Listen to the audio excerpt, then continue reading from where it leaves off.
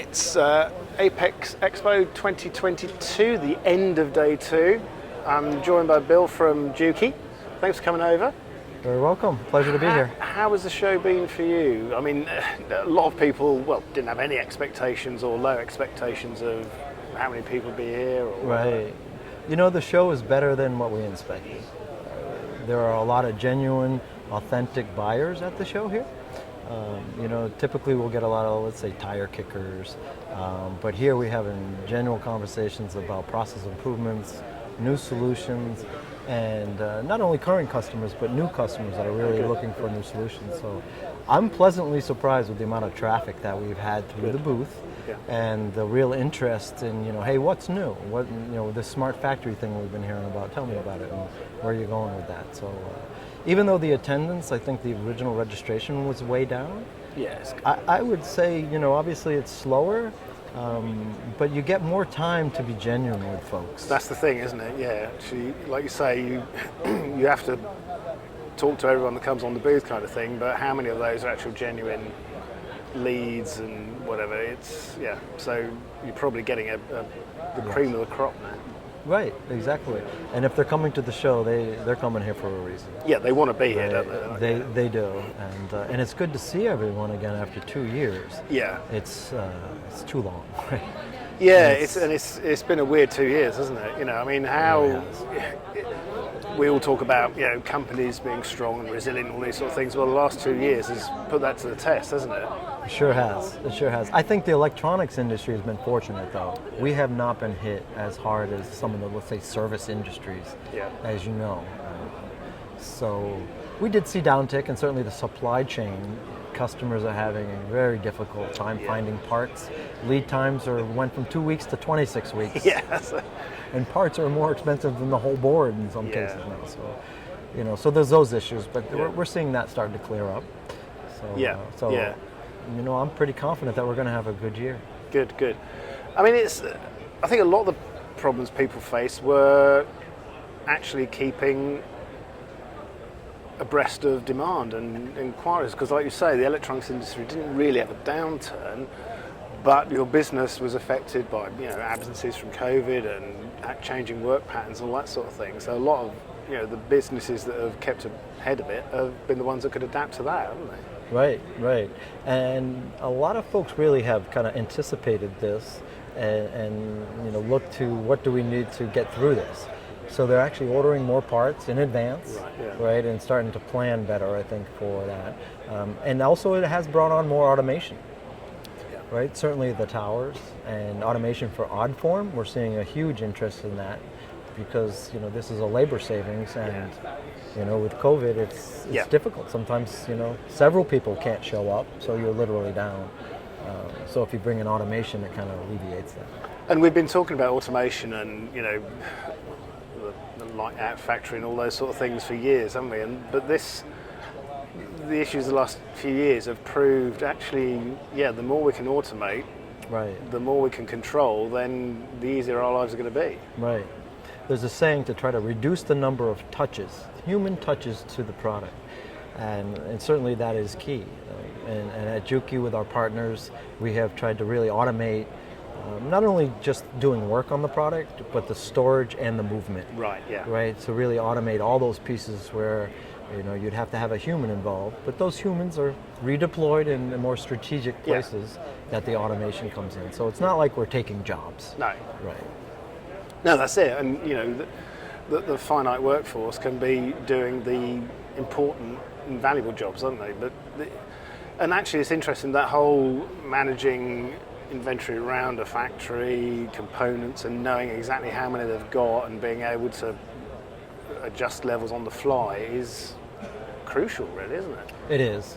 You need the right quantity in the right place at the right time, and that's critical. And a lot of companies, believe it or not, spend days beforehand kitting up parts to make sure their lines are fed.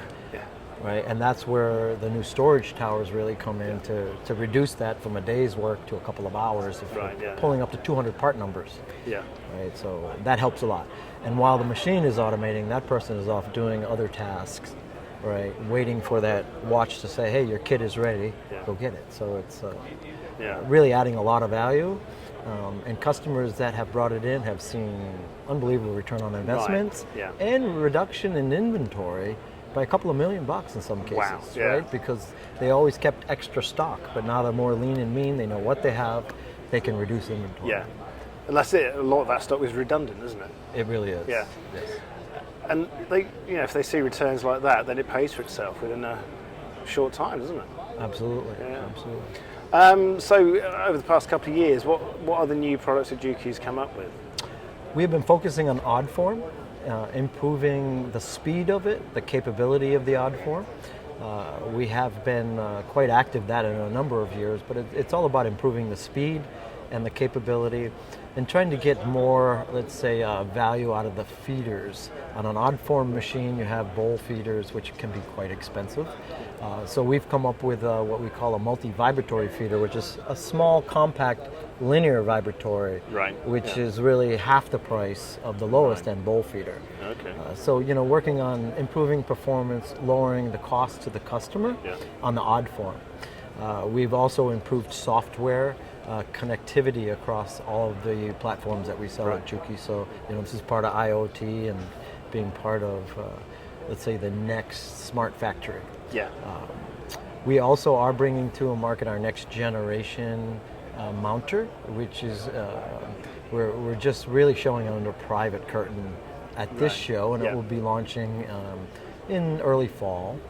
But it's going to really open up some eyes that bring together the best of a high-speed chip shooter and a really high accuracy, high-speed flexible placer that will allow you to optimize in a very short time, specifically the product you're building and the ratio of chips to ICs and what has to be placed.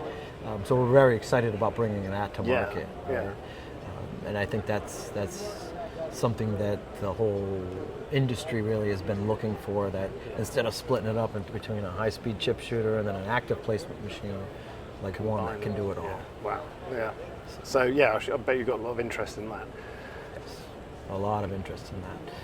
And we are evolving, like the screen printer, for example, that we partnered with GKG. They've come up with a full automated process control built for I.4.0, where we are measuring the paste roll diameter. If it's too little or too great, we will adjust that. And this printer has been very, very popular, used for the iPhone. So we have a great partnership with the GKG, and also our German partners at Intertech. They are the leaders in stamp soldering and selective soldering, and that's quite active still. We're getting a lot of new business there. Fantastic. And they're bringing a new machine to market as well. So most all our partners are bringing new features and innovations. And so is Juki. Juki is really working not only in the hardware, but realizing that software is very important as well. Optimization and the JNet suite, which we use across our sewing machines, digitalization, is also now deployed in the SMT. Excellent. So it's really valuable to have that higher level software. Yeah. That's it. You could offer a complete solution to your customers, don't you? So, right. Yeah. Software sells hardware. Yes. Well, thanks for spending the time to come here and talk to us. I'm glad the show has been busy for it. It's heartening, isn't it, to get really back to some kind of reality kind of thing. Absolutely. We're all looking to get back to the normal life again, for sure. I'm not sure we'll get there completely, but I think the hybrid mode may be here to stay. And honestly, you can get more work from a remote employee, believe it or not. I've been one. Well, that's it. This whole process has proved that, hasn't it? Yeah, absolutely. So it's been a pleasure, and getting back and seeing everyone in the industry, and really all the key folks are here. Yeah, which is really nice to see that. Yeah. And the show did a good job on managing the whole, the COVID and making sure. So. And it's good, it's good to see competitors and colleagues and everything, isn't it? Because you do pick up so much just by listening to the chatter and walking the show floor. Absolutely. Yeah. Well, thanks for spending the time. I hope tomorrow morning is another busy day for you. A short day tomorrow, but me too. Half day tomorrow. Yeah. But we'll be here for you. So excellent. Yeah. Please come over. Thank you very much. All right. Thank you. Cheers.